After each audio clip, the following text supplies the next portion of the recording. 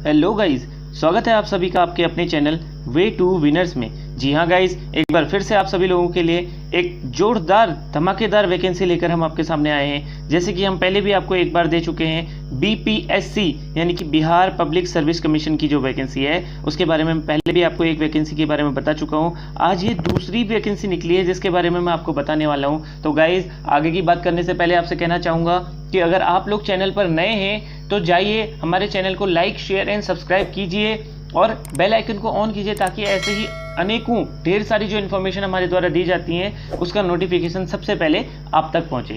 देखिए गाइज, यहाँ पर ये वैकेंसी है प्राचार्य के लिए यानी कि प्रिंसिपल की पोस्ट के लिए वैकेंसी है। जैसा कि जहाँ पर मैं राउंड कर रहा हूँ आप लोग देख सकते हैं 32 पदों पर ये भर्ती निकाली गई है और यहाँ पर इनकी वेबसाइट है www.bps.bls.nic.in। इस वेबसाइट पर जाकर आप इनसे हमेशा अटैच रहिए ताकि इनके थ्रू ऑफिशियली कोई भी इन्फॉर्मेशन आती है वो सबसे पहले आप लोगों तक पहुंचे। ठीक है, अब हम देखते हैं इसमें क्या बताया गया है। हम अगर यहाँ पर देखें तो टोटल 32 पोस्टें हैं जिसमें से इन्होंने अनारक्षित यानी कि जनरल वालों के लिए 13 पोस्टें रखी हैं। ठीक है, और इसमें भी क्या चीज़ें देखिए, यहाँ पर साफ तौर पर लिखा गया है इनमें महिलाओं के लिए 35% क्षैतिज आरक्षण के फलस्वरूप अनुमान्य पदों के लिए कुल संख्या, यानी कि आप लोग ये समझ लीजिए कि जिस कैटेगरी के लिए जितनी भी पोस्टें रखी गई हैं उनका 35% महिलाओं के लिए रिजर्व होगा। जैसे कि यहाँ पर 13 पोस्टें जो रखी गई हैं वो रखी गई हैं अनारक्षित वर्ग के लिए, तो 13 का 35% हो गया, 4 पोस्टें ये महिलाओं के लिए रिजर्व हैं। ऐसे ही यहाँ पर सभी लोगों के लिए आर्थिक रूप से कमजोर वर्ग, अनुसूचित जाति, अनुसूचित जनजाति,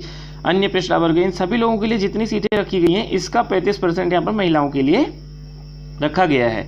इन्होंने सेकंड कॉलम में दिया है सामान्य प्रशासन विभाग बिहार के पत्रांग डैश के तहत राज्य के स्वतंत्रता सेनानियों के पोता पोती नाती नातिनी के लिए आरक्षित, यानी कि जो राज्य के स्वतंत्रता सेनानी यानी कि बिहार राज्य के जो स्वतंत्रता सेनानी हैं उनके पोता पोती नाती नातिनी के लिए भी रिजर्व रखी गई है और उनकी संख्या कितनी है? 1।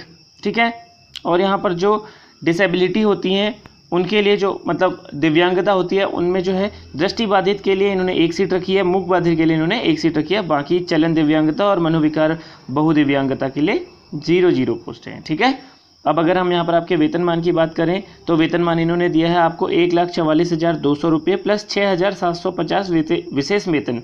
ठीक है, अगर आपके यहाँ पर हम शैक्षिक योग्यता की बात करें तो शैक्षिक योग्यता में इन्होंने जो आपको बताया है PhD, इन्होंने देखिए यहाँ पर लिखा है क्वालिफिकेशन, यहाँ पर लिखा है एक्सपीरियंस। अब जो क्वालिफिकेशन है उसके अकॉर्डिंग जो एक्सपीरियंस है वो हम यहाँ पर देखते हैं। यहाँ पर इन्होंने लिखा है PhD degree and first class और इक्विवेलेंट एट आइदर बैचलर्स और masters level in the relevant branch engineering technology related branch, यानी कि या तो आपके पास PhD डिग्री हो फर्स्ट क्लास में या फिर इसी के रिलेवेंट आपके पास मास्टर डिग्री हो इंजीनियरिंग और टेक्नोलॉजी सेक्शन में। ठीक है, बाकी यहाँ पर इन्होंने इसके लिए एक्सपीरियंस जो मांगा है वो इन्होंने मांगा है या तो एटलीस्ट आपका PhD में 8 जो आपके शोध है यानी कि रिसर्च जो है आपकी वो पब्लिश्ड हुई होनी चाहिए। ठीक है, यहाँ पर दिखाया देखो न्यूनतम 8 शोध प्रकाशन, या तो आपकी मिनिमम 8 शोध प्रकाशित हुए होने चाहिए या फिर इन्होंने मांगा है सेकेंड, इन्होंने मांगा है minimum 15 year experience in the teaching research industry out of which at least 3 year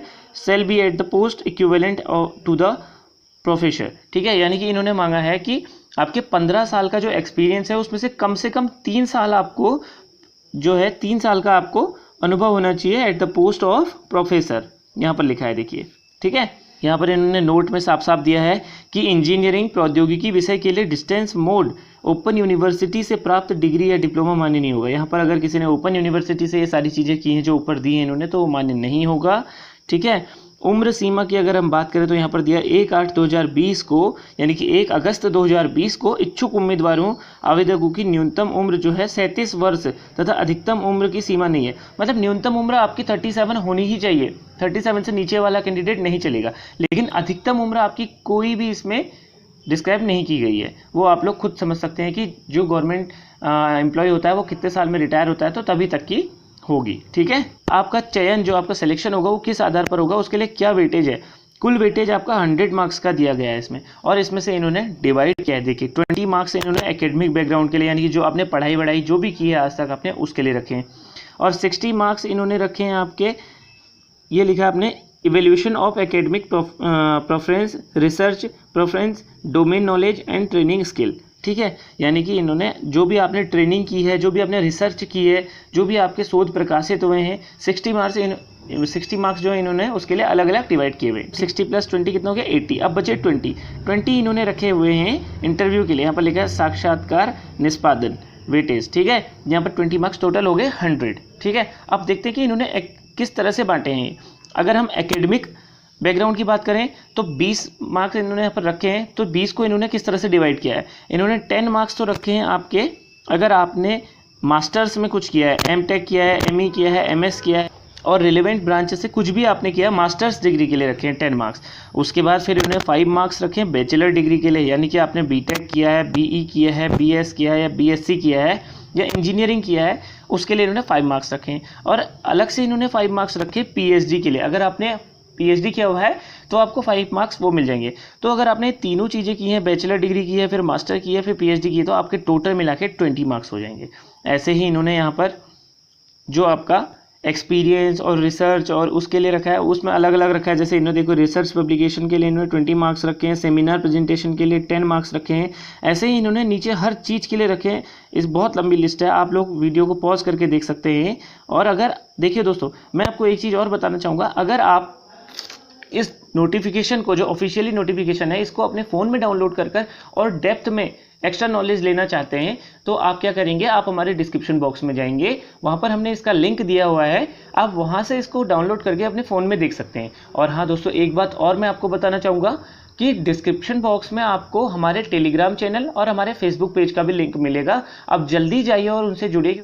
देखिए गाइज, अगर आपकी फ़ीस की बात करें तो यहाँ पर दिया हुआ है, सामान्य अभ्यर्थी के लिए 100 रुपये होगी फ़ीस। केवल बिहार राज्य के अनुसूचित जाति अनुसूचित जनजाति के लिए 25 रुपये होगी फ़ीस। बिहार राज्य के स्थायी निवासी सभी आरक्षित अनारक्षित महिला उम्मीदवारों के लिए भी 25 रुपये होगी फ़ीस। दिव्यांग अभ्यर्थियों 40% या उससे अधिक के लिए 25 रुपये होगी फ़ीस, ठीक है। अन्य सभी उम्मीदवारों के लिए 100 रुपये होगी फ़ीस। ऑनलाइन रजिस्ट्रेशन की डेट जो आपकी है 10/8 यानी कि 10 अगस्त 2020 से 28/8/2020 यानी कि 28 अगस्त 2020 तक आपके फॉर्म चलेंगे। इस बीच में आप लोग जाइएगा और अच्छे से अपने फॉर्म फिल कीजिएगा। ऑनलाइन के माध्यम से शुल्क भुगतान करने की अंतिम तिथि, यानी कि ऑनलाइन के थ्रू अगर आप अपना पेमेंट करें तो उसकी लास्ट डेट है 1/9 यानी कि 1 सितंबर 2020। ऑनलाइन आवेदन भरने की अंतिम तिथि 8/9/2020 यानी कि 8 सितंबर 2020 तक आपके फॉर्म भरेंगे, ठीक है। ऑनलाइन भरने की ये अंतिम तिथि है। और जो भी मैंने ऊपर बताया था आपको 10/8/2020 से 28/8/2020 तक, ये रजिस्ट्रेशन करने की तिथि है। पंजीकरण करने की, रजिस्ट्रेशन करना अलग होता है और पूरा फॉर्म सबमिट होना अलग होता है, ठीक है।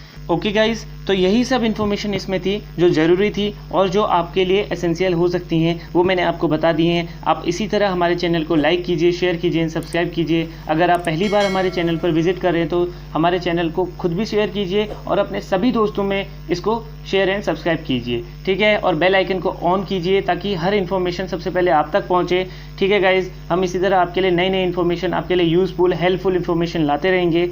तो इस पेंडेमिक में अपना ध्यान रखिए। Take care guys.